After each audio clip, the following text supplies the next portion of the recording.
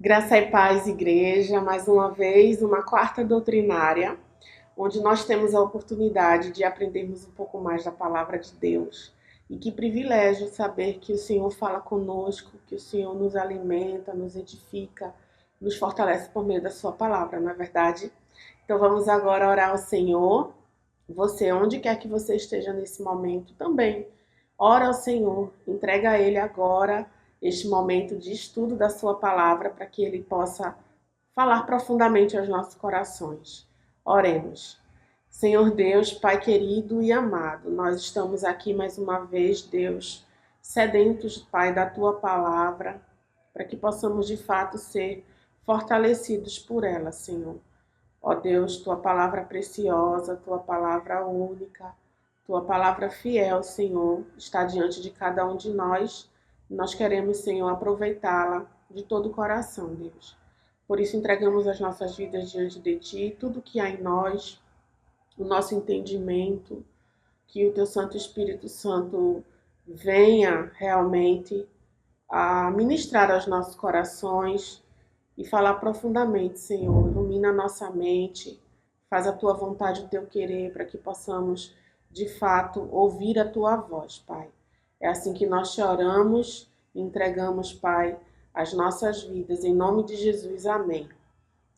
Amém, irmãos. Vamos dar continuidade aqui à leitura do livro do Gênesis. E já estamos agora já trilhando o capítulo 25.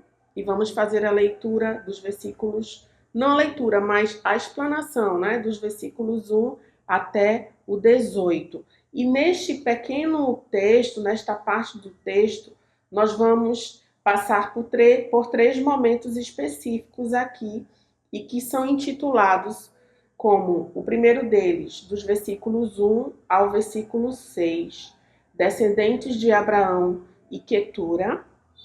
O segundo bloco, que são dos versículos 7 até o versículo 11, a morte de Abraão.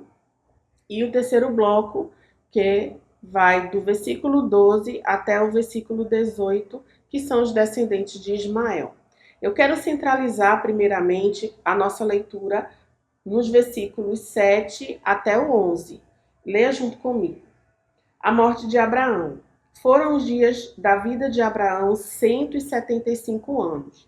Expirou Abraão, morreu em ditosa velhice, avançado em anos, e foi reunido ao seu povo.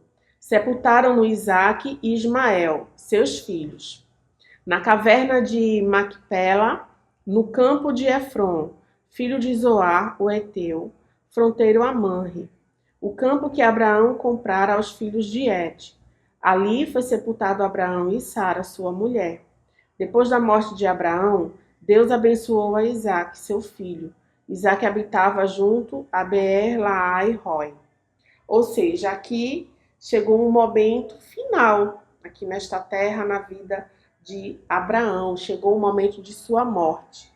E a gente sabe e reconhece muito bem que quando a gente lembra da vida de Abraão, a gente pode de fato reconhecer o legado, o grande legado que ele deixou.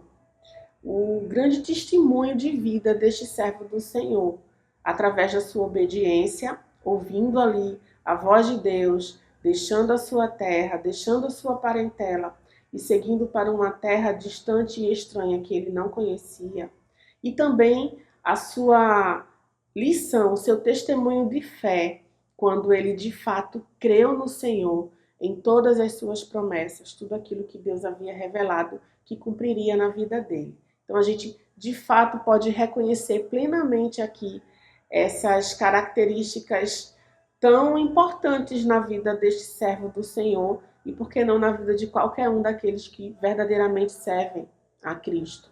É fato que a gente não pode deixar de lado que existiram momentos falhos na vida dele, onde por alguns momentos ele tomou atitudes errôneas, ele não viveu de fato aquilo que seria o perfeito diante de Deus. Mas claro que nós reconhecemos que esses momentos eles são completamente cabíveis a quem vive uma humanidade. Não era diferente na vida de Abraão, mas ele é reconhecido, sim, como aquele que Deus revelou as suas promessas, aquele que foi obediente ao Senhor, aquele que viveu verdadeiramente mediante a fé, independente daquilo que os olhos pudessem ver. Abraão, ele creu no Senhor, ele creu em suas promessas. Por isso também ele foi reconhecido como amigo de Deus, porque ele creu naquilo que Deus havia revelado a ele e a sua família. Então, neste momento aqui, nós também podemos reconhecer a fidelidade de Abraão, que teve uma vida ali de verdadeiro amor com a Sara, como a gente já viu nos estudos passados.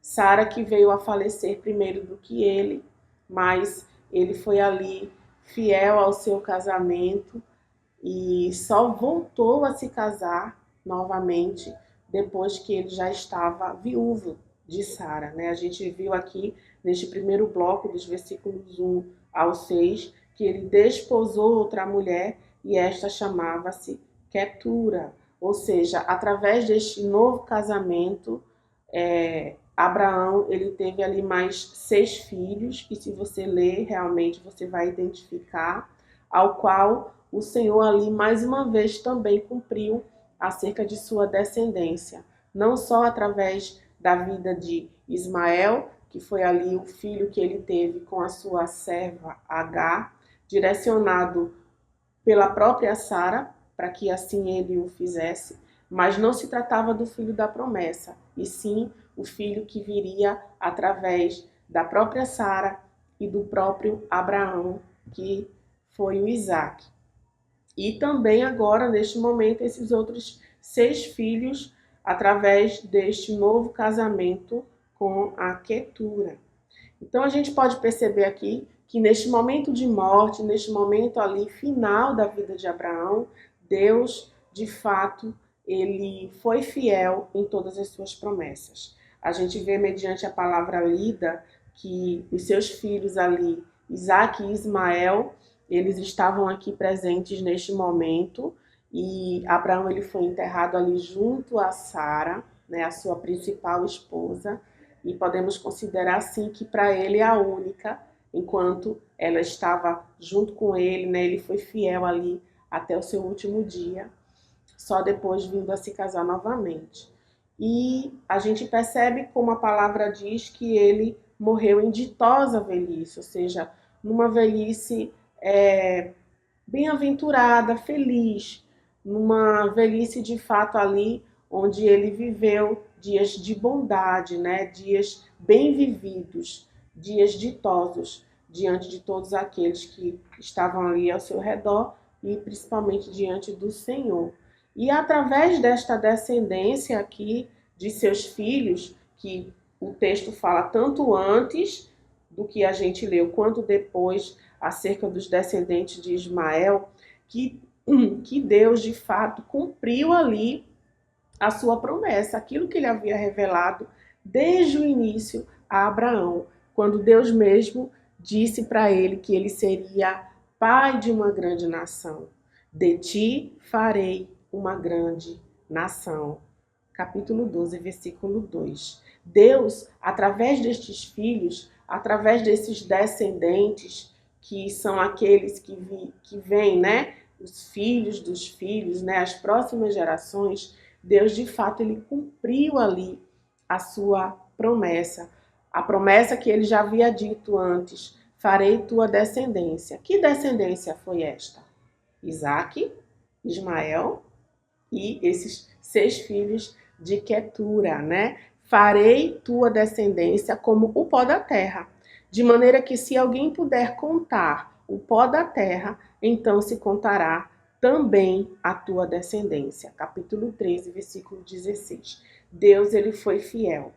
E Abraão, de fato, ele viveu esta fidelidade do Senhor, porque o Senhor cumpriu cabalmente tudo aquilo que ele o havia revelado acerca da sua descendência, porque através destes filhos, os as gerações futuras viriam, né, a se formar novamente, a dar continuidade a tudo aquilo que Deus já havia estabelecido. Sabemos que existia, sim, momentos de conflitos, né, entre esses descendentes. Através deles vieram de Ismael, os ismaelitas, de Isaac, os israelitas, né, povo de Deus,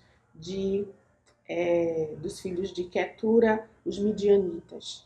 E haviam determinados pontos de conflitos, mas a gente sabe que nada fugiu do controle do Senhor e tudo fazia, sim, parte de seus propósitos. E diante desta história, né, o momento de morte de Abraão e também o que viria depois dele, né, através dos seus descendentes, a gente pode, sim, aprender algumas lições.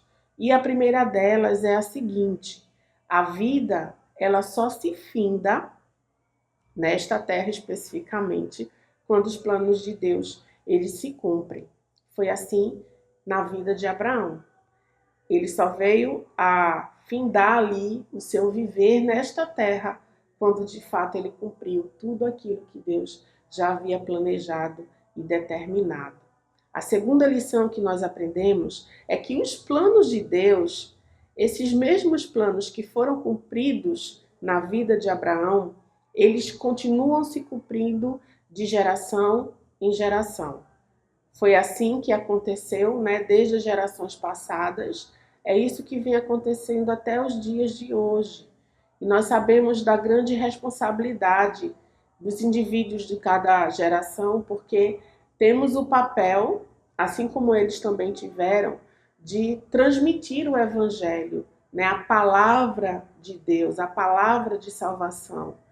E hoje nós vivemos uma geração que temos por revelação a vinda do Cristo, do nosso Salvador a esta terra, a sua morte, a sua ressurreição. E hoje nós reconhecemos tudo aquilo que se cumpriu porque somos testemunhas, não testemunhas porque estávamos lá, mas porque cremos por meio da fé.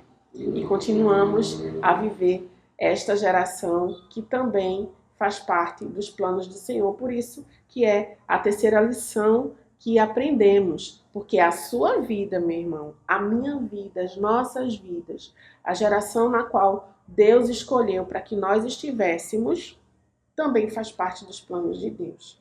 Também faz parte da sua revelação progressiva. E que privilégio saber disso.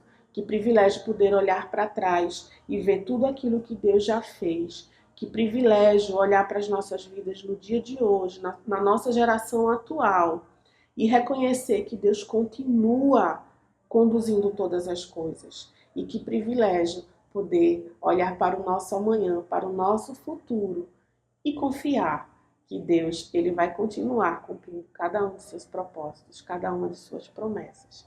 Então, que diante desta palavra, diante deste momento de morte de Abraão, que deixou realmente um legado, um testemunho de obediência e fé, diante dos descendentes que ele também deixou, onde Deus cumpriu ali os seus planos, as suas promessas, as nossas vidas no dia de hoje também fazem parte de tudo isso.